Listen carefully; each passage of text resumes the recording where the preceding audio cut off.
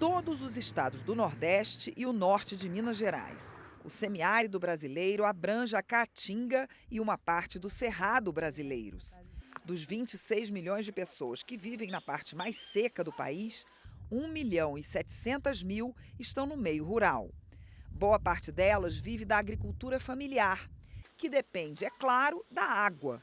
Só que só chove nessa região durante 1/3 do ano.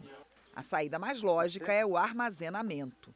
Por isso, em 2003, o então governo Lula criou o programa de cisternas. Mais de 1.200.000 cisternas foram construídas ao longo de 10 anos.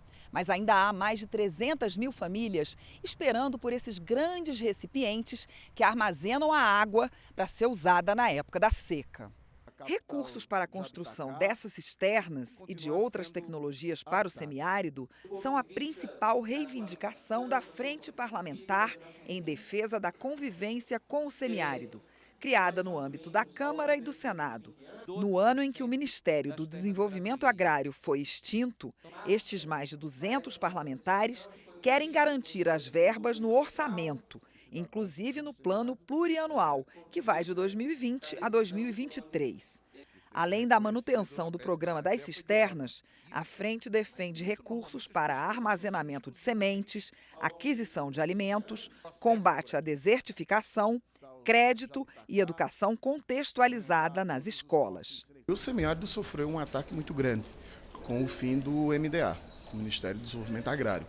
As políticas de convivência com o semiárido foram desmontadas. Exemplo do programa de 1 milhão de cisternas de placa, a UPAA, o PERNAI, o próprio programa da agricultura familiar. Há um processo de desmonte muito grande, a Política Nacional de Assistência Técnica. Nós vamos discutir já o orçamento de 2020. A peça orçamentária chega dia, mais ou menos, julho para dia 30 de agosto. O que a frente tem que fazer?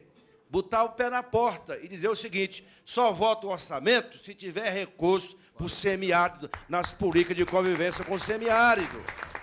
Outros parlamentares ressaltaram o que mudou no semiárido quando as políticas públicas voltadas para a região estavam em vigor. Veja que deu um avanço muito grande quando se colocou a luz no campo, né? Quando se implantaram esse sistema de cisternas, quando deu de comer a quem tem fome, escolas e alguns lugares que podiam ter, principalmente escolas técnicas.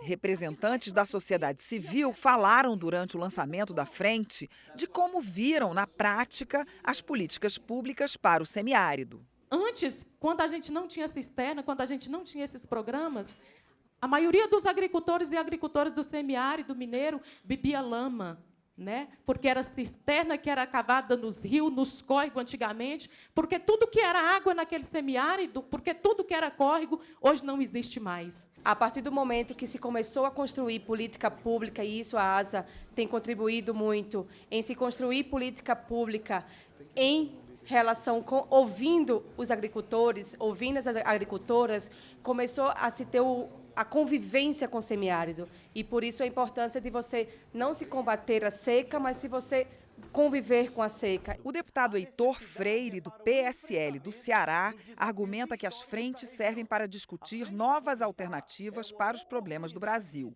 Para o parlamentar do partido do governo, uma outra iniciativa está sendo estudada. Está sendo amplamente discutido o projeto de dessalinização no Nordeste. Nesse sentido, o governo tem tratado com a nação que é a maior especialista no assunto, no caso, o Estado de Israel.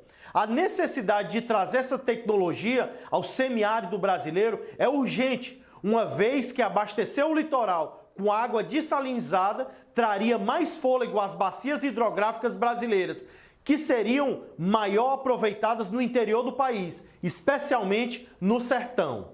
A governadora do Rio Grande do Norte lembrou de outra reivindicação. Também é parte da agenda dessa frente parlamentar em defesa do semiárido a conclusão da transposição das águas do São Francisco. Rio Grande do Norte é o último estado a receber as águas do São Francisco. E nós temos cobrado isso do governo federal